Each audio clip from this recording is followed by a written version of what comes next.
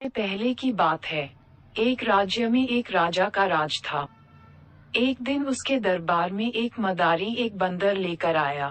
उसने राजा और सभी दरबारियों को बंदर का करतब दिखाकर प्रसन्न कर दिया। बंदर मदारी का हर हुक्म मनाता था।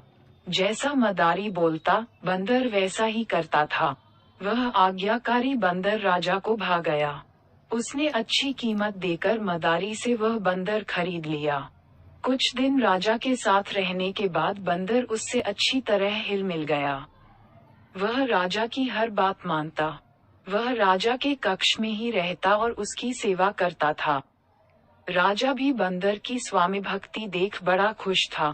वह अपनी सैनिकों और संतरियों से भी अधिक बंदर पर विश्वास करने लगा और उसे महत्व देने लगा।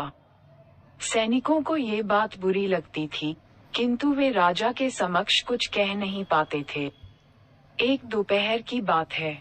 राजा अपने शयन कक्ष में आराम कर रहा था।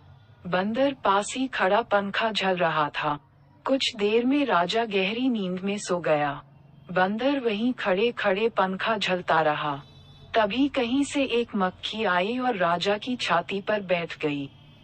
बंदर की दृष्टि जब मक्खी पर पड़ी, तो उसने पंखा हिलाकर उसे हटाने का प्रयास किया।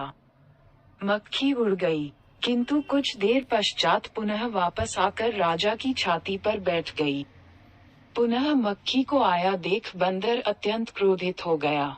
उसने आव देखा न ताव और पास ही पड़ी राजा की तलवार उठाकर पूरी शक्ति से मक्खी पर प्रहार कर दिया। मक्खी तो उड़ गई, किंतु तलवार के जोरदार प्रहार से राजा की छाती दो टुकड़े हो गई और राजा के प्राण पखेरु उड़ गए।